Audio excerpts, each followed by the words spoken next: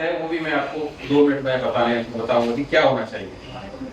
तो जो यूएन जो मनाता है इंटरनेशनल गर्ल चाइल्ड डे, उन्होंने इस बार का भी जो सब्जेक्ट रखा है, सब्जेक्ट का जो थीम है the girl I am the change I lead girl on the front lines of crisis.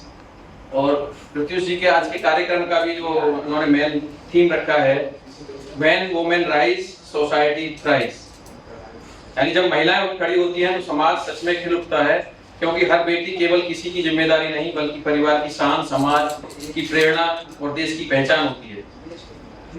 तो पृथ्वी सिंह के इस थीम के बारे में मैं सोच रहा था कि क्या बोलना चाहिए। मैं कभी बोले तो है नहीं, कभी आज अब तक हमने लिखा ही है, पीछे से काम किया है, बोलने वालों को लिखा है, तो क्या हमें अपने लिए क्या लिखना चाहिए। तो मैंने गूगल पे एक सर्च किया, ये जो फ्रेज लिया है पृथ्वी जी ने when women rise society thrives, इसका क्या मतलब है गूगल से पूछा मैंने, तो गूगल ने बड़ा अच्छा बड़ा सुंदर जवाब दिया। The phrase when women rise society thrives reflects the idea that empowering women is essential for overall progress as their participation and leadership lead to economic growth, strong communities and more peaceful and prosperous societies। सोचिए कितनी अच्छी बात Google ने बताई, लेकिन हम लोग नहीं समझ पाते हैं। फिर भी जब महिलाएं सशक्त होती हैं तो समाज केवल आगे नहीं बढ़ता बल्कि अधिक समृद्ध, अधिक शांतिपूर्ण और अधिक मानवीय बन जाता है। ऐसे मार्गरेट थैचर ने भी कहा है, मार्गरेट थैचर ने कहा है, सब आप जानते हैं क्या बोला है उन्होंने, if you want something said ask a man, if you want something done ask A women. यदि आप वैसे ही काम करवाना चाहते हो, वैसी फॉर्मेलिटी है, तो किसी आदमी को बोल दीजिए हाँ ठीक है। आदमी ना भी बस की होगा तो बोला हाँ ठीक है देखेंगे। अगर वो सच में ही करवाना है तो किसी महिला से बोलिए, वो तुरंत होगा, होगा तो होगा, होगा तो होगा। भारत जैसे देश में इस दिन का महत्व और भी बढ़ जाता है। कभी एक दौर था जब बेटी के जन्म पर घरों में सन्नाटा छा जाता था। मैं आगे बढ़ने से पहले एक चीज और आपको बताना चाह रहा हूँ कि मैं यहाँ जो बोल रहा हूँ, मैं ऐसे लाखों परिवारों का रिप्रेजेंटेटिव बन के बोल रहा हूँ, प्रतिनिधित्व कर रहा हूँ, जो परिवार जिनके परिवार में केवल बेटियां हैं, एज ए चाइल्ड जो केवल बेटियां ही हैं। हो सकता है यहाँ भी एक दो होंगे, वो मैडम थी सिंह मैडम, वो भी बोले कि उनको भी 2 ही बेटियां हैं। तो ऐसे परिवार के रिप्रेजेंट मैं यहाँ पे कर रहा हूँ। भारत जैसा देश इस दिन महत्व और बढ़ जाता है। कभी एक दौर था जब बेटी के जन्म पर घरों में सन्नाटा छा जाता था।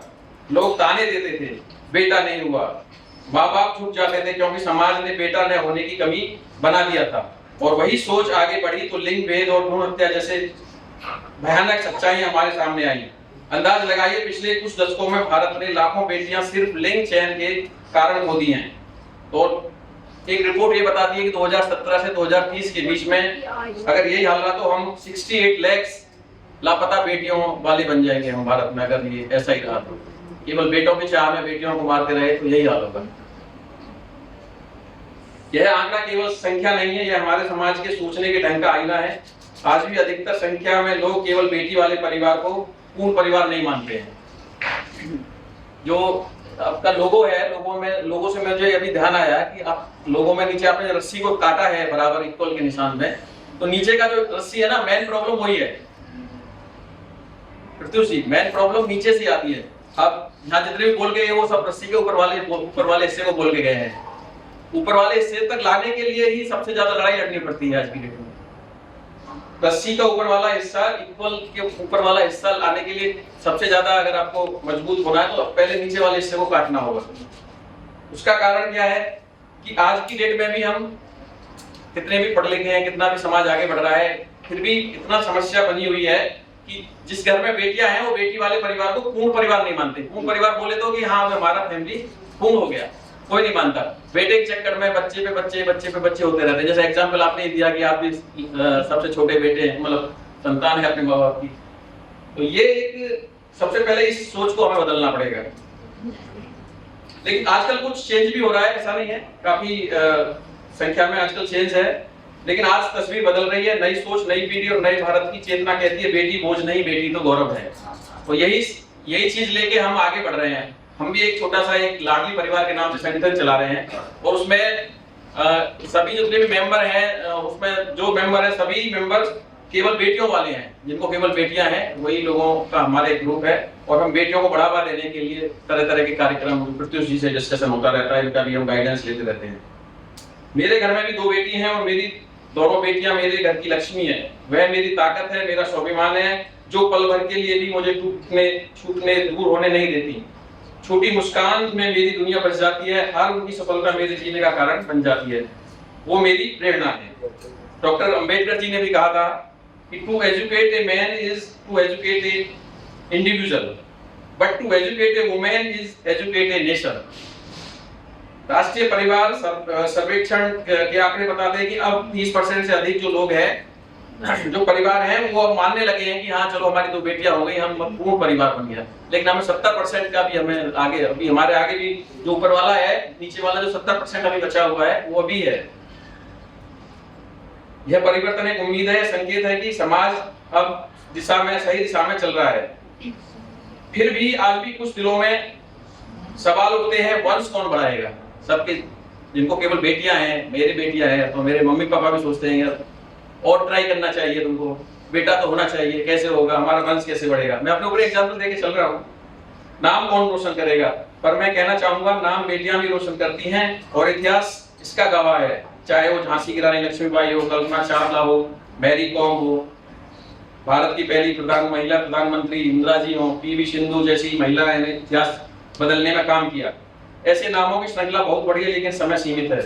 इन सब ने सिद्ध कर दिया कि जब बेटी उड़ाने बढ़ती हैं तो आसमान भी छोटे पड़ जाते हैं। ऐसे समय में लाडली परिवार या थ्राइव जो हमारे चला रहे हैं, थ्राइव तो एकदम थिंक टैंक है, बड़े बड़े लोग, बड़े बड़े पढ़े लिखे लोग, सोचने समझने वालों लोगों का है। ऐसे आप जैसे जो संस्था है, ऐसे हम जैसे जो लाडली परिवार चला रहे हैं, हेल्प लेके, सहायता लेके नीचे जमीन पे जाएंगे। जमीन पे जाना चाहिए जहाँ पे ऐसी प्रॉब्लम है। अब रस्सी वाली वही, उस पे ध्यान, बार बार उस पे ध्यान दीजिए। तो नीचे असली प्रॉब्लम नीचे है, जहाँ पे थिंक टैंक ज्यादा नहीं पहुंच पाते हैं। ऐसी जगह पे जाएंगे, गांव गांव जाना चाहिए, जहाँ जहाँ बेटियां हैं, जिनको केवल बेटियां हैं, उनको पूछो कितनी पीड़ा होती है, कितनी पीड़ा होती है। मैं एक एग्जांपल और दे रहा हूँ। हमारा एक टुक था पहले, 4-5 साल पहले की बात है। उसको एक बेटी थी, दूसरी बेटी हो गई, महाराष्ट्र का था। महाराष्ट्र में क्या होता है कि अगर कोई डिलीवरी होती है, बच्चा होता है, तो अपने मायके में जाती हैं। तो दूसरा बच्चा उसको बेटी हो गया, तो 6 महीने तक वो पति, हमारा जो कुक था, अपनी बच्ची को देखने नहीं गया, ना ही वाइफ से बात किया, ना ही कुछ किया, मतलब बात ही नहीं करता था कि बेटी हुई अब तो अपने आप ही संभाल। तो ऐसे हम समाज में जी रहे हैं आज। दोस्तों, आज इस बालिका दिवस पर हम सब मिलकर यह प्रण लें कि कोई भी सपना लिंग के आधार पर अधूरा नहीं रहेगा। हर बेटी को मिलेगा सम्मान, अवसर और स्वतंत्रता। सिर्फ उसकी सुरक्षा नहीं, आजादी भी मिलेगी, सोचने की, चुनने की और अपने खुद की दिशा में उड़ने की।